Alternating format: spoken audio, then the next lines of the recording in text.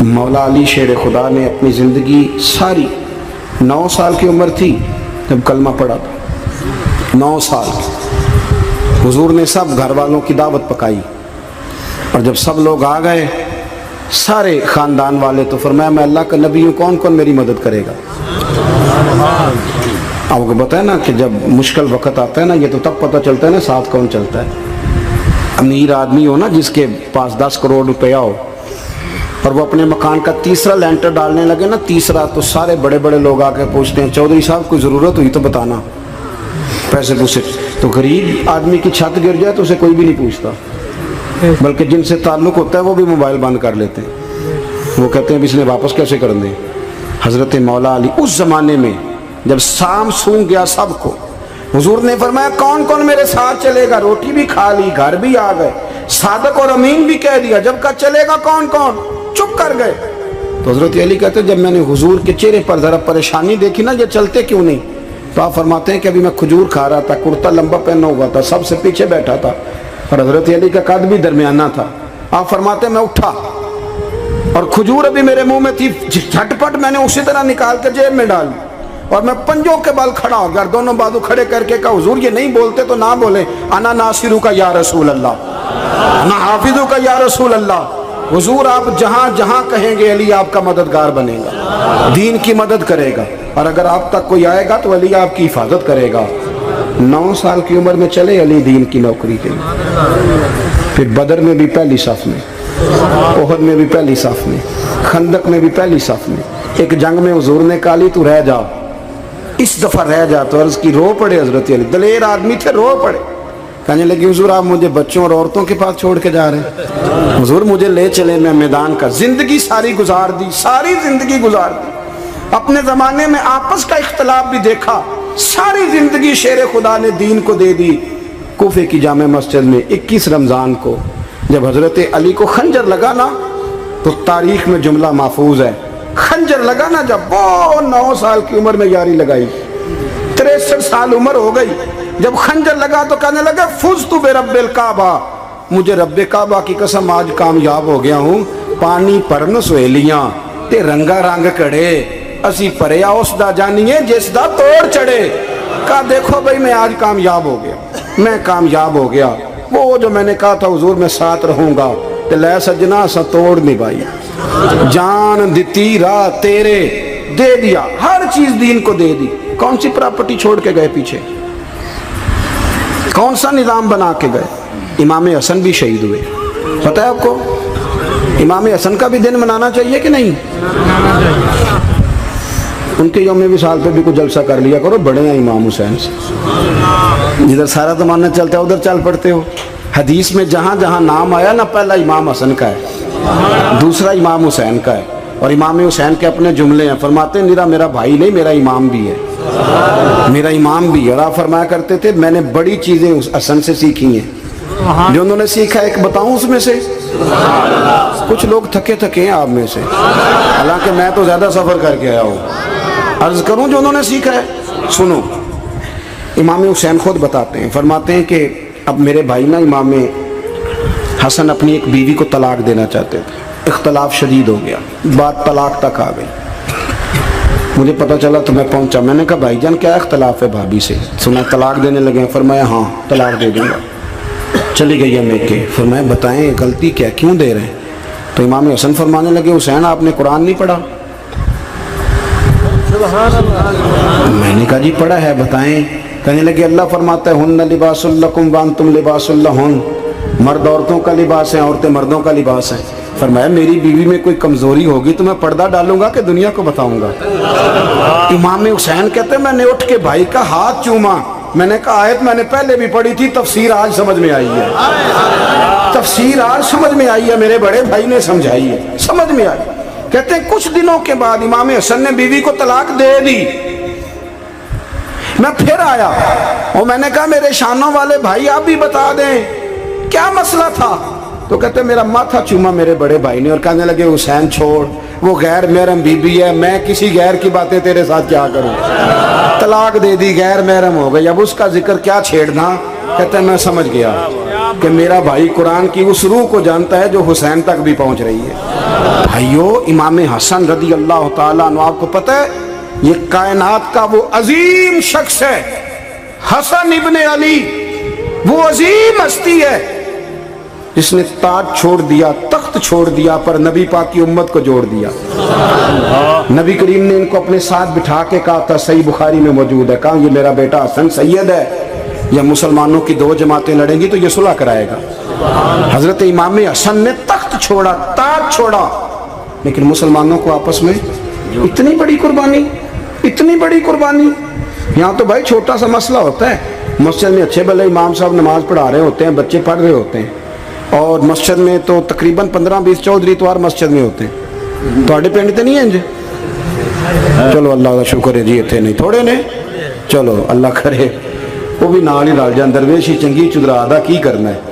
تو ویسے میں نے دیکھا ہے تھوڑی سی جو کسی شہر کی بڑی مسجد ہوتی ہے اس میں 15-20 چودھری ہوتے ہیں، اور مولوی صاحب کی مجبوری ہے سب کی مان کے چلنا، دو کی نہ مانے قاری صاحب، دو کی۔ اب وہ یہ نہیں دیکھیں گے کہ دین کا نقصان ہو رہا ہے، مسجد کا مسئلہ ہے، بچوں کا مسئلہ ہے، ان کو تو ذات کا مسئلہ ہے، میری نہیں مانی لیا تھا چھٹی۔ وہ خدا کے بندو، ہم 2 منٹ کے لیے چدراہٹ نہیں چھوڑتے، دین کا نقصان کر دیتے ہیں۔ امام حسن نے پوری حکومت چھوڑ دی، پوری حکومت۔ اتنا بڑا سخی کم آپ کو ملے گا جو سخاوت کرے اور نبی کی امت کو بچائے صلی اللہ ہو۔ یہ بات بیان نہیں ہوتی، اکثر نہیں ہوتی، شاید پورے کربلا میں آپ نے نہ سنی ہو، اللہ ماشاءاللہ۔ اس کو سمجھے امام حسن۔ اور پھر مزے کی بات، امام حسن بھی شہید ہوئے، انہیں زہر دیا گیا، اور جب وہ شدید بیمار ہو گئے نا، زہر اثر کر گیا، تو امام حسین آئے، بڑے پریشان ہوئے، رو پڑے، کہنے لگے بھائی مجھے بتاؤ کس نے زہر دیا؟ تو امام حسن کہنے لگے حسین مجھے شک ہے ایک شخص پر، لیکن شک ہے بھائی، اگر صرف شک ہے تو میں کسی بے گناہ کو بدنام کیسے کر دوں، تمہیں کیسے نام بتا دوں؟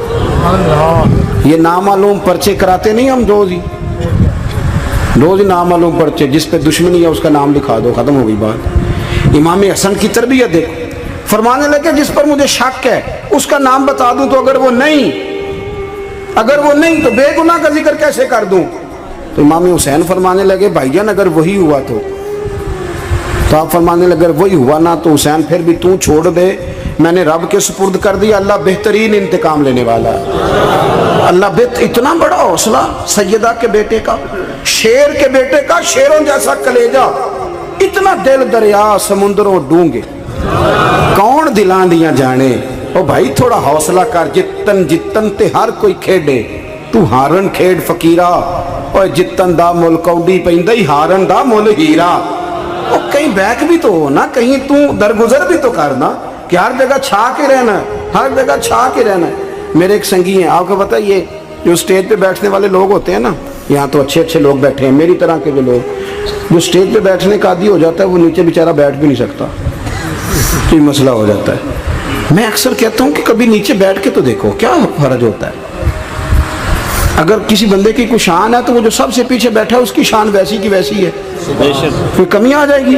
کچھ بھی نہیں۔ مجھے ذاتی طور پر دیانتداری سے کہتا ہوں، مسجد میں بیٹھا ہوں، جب میرے آنے پہ لوگ نعرے لگاتے ہیں مجھے تکلیف ہوتی ہے۔ میں کہتا ہوں یار نبی پاک کی نعت چل رہی تھی، اس کا ادب زیادہ ہے یا اجمل قادری کا ادب زیادہ ہے؟ چھوڑیں آپ، جو آیا ہے وہ بیٹھ جائے گا، ختم ہو گئی بات۔ اور ویسے بھی جو لوگ جلسوں کے لیے محنت کرتے ہیں نا، بیچارے اشتہار لگاتے ہیں، مسجد کی صفائی کرتے ہیں، جو لنگر پکاتے ہیں، وہ تو اسٹیج پہ آتے ہی نہیں، حالانکہ زیادہ ثواب تو ان کو ملتا ہے، وہ تو پیچھے چھپے ہوتے ہیں۔ میں کئی دفعہ مجھے پتہ چل جائے نا اس کارکن نے زیادہ کام کیا اس جلسے کے لیے، تو میں اس کے کان میں کہتا ہوں میرے لیے بھی دعا کری، اس لیے کہ تو نے محنت کی ہے، تیرا اجر اور ہے۔ ہم تو شان سے آئے بیٹھے اور چھٹی کر گئے۔ بھائی تھوڑا پیچھے بھی دیکھے، نبی کریم کے پورے خاندان کی قربانیاں، پورے خاندان۔ دوپہر کو کھانا نہ پکا ہو تو ہمارے بچے موبائل توڑ دیتے ہیں، اور شام کو مرضی کا نہ پکا ہو تو واک آؤٹ کر جاتے ہیں، کہتے ہیں لے آؤ پیسے پھر برگر لے آئیے، میری مرضی کا نہیں پکا۔ سیدہ فرماتی ہیں میرے گھر میں مہینہ چولہا نہیں جلا، مہینہ چولہا۔ 3 روزے رکھے سیدہ فاطمہ نے، مولا علی نے، امام حسن نے، امام حسین نے، اور تینوں دن افطار کے وقت فقیر مانگنے آ گیا تو کھانا وہاں دے دیا۔ آپ کا کیا خیال ہے جو بے صبرا آدمی ہو وہ کربلا میں جا کے لڑے گا؟ جس کو عادت ہی نہ ہو بچپن سے ٹھہرنے کی وہ لڑے گا، جو ذرا ذرا سی بات پہ ڈگمگا جاتا وہ لڑے گا، اسٹیج پہ نہیں بٹھایا تو لڑ پڑے وہ لڑے گا۔ او خدا کے بندو، بڑا حوصلہ چاہیے، بڑا ظرف چاہیے۔ امام علی مقام کا ایک قد ہے، ان کا ایک وقار ہے، ان کا ایک حسن ہے۔ امام حسین رضی اللہ تعالیٰ عنہ نے 25 حج کیے ہیں مدینے سے مکے پیدل جا کے، دونوں بھائیوں نے۔ ہر روز 10 سپارے قرآن پاک کے امام حسین پڑھتے تھے۔ حضرت عبداللہ ابن زبیر کہتے ہیں میں سیدہ فاطمہ کے بیٹے حسن اور حسین سے جب بھی ملا ہوں دونوں بھائیوں نے روزہ رکھا ہوا ہوتا تھا۔ انہوں نے اپنی زندگی تقوی سے گزاری، پرہیزگاری اور سخاوت۔ سبحان اللہ۔ پتہ ہے سخی مالدار نہیں ہوتا، حضور نے فرمایا بندہ دل کا غنی ہوتا ہے۔ مالدار تو بندہ بنتا ہی تب ہے جب پیسے جمع کرے، سخاوت کرنے سے تھوڑی مالدار بنے گا۔ اس لیے درویش کہتے ہیں مالا والے سخی نہیں ہوندے، سخیاں کل مال نہیں ہوندا۔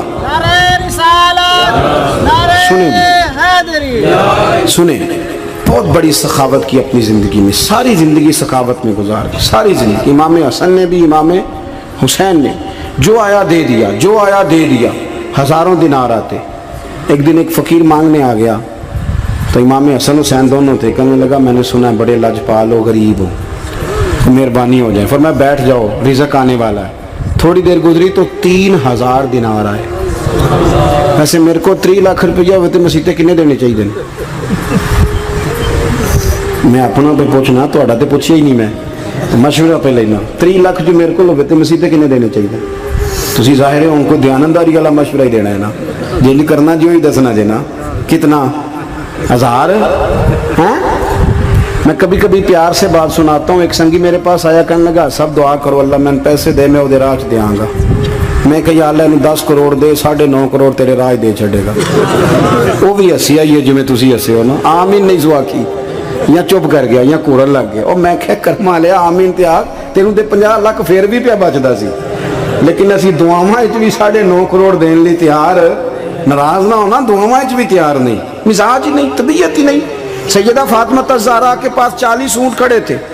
ایک بی بی آئی، وہ کہنے لگی اماں جی یہ جو اونٹ کھڑے ہیں یہ میرے ہیں، اب بتائیں میں اللہ کے رستے میں دوں تو کتنے دوں؟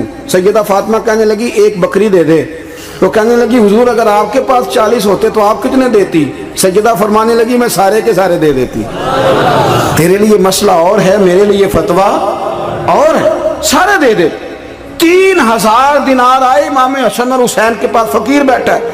فقیر کہتا ہے میرے دل میں خیال تھا کہ 5-10 دے دیں تو میری موت بن جائے گی، پر مجھے نہیں پتا تھا کہ اتنے سخی گھرانے کے پاس آیا ہوں۔ 5-10 دے دیں تو موت بن گئی۔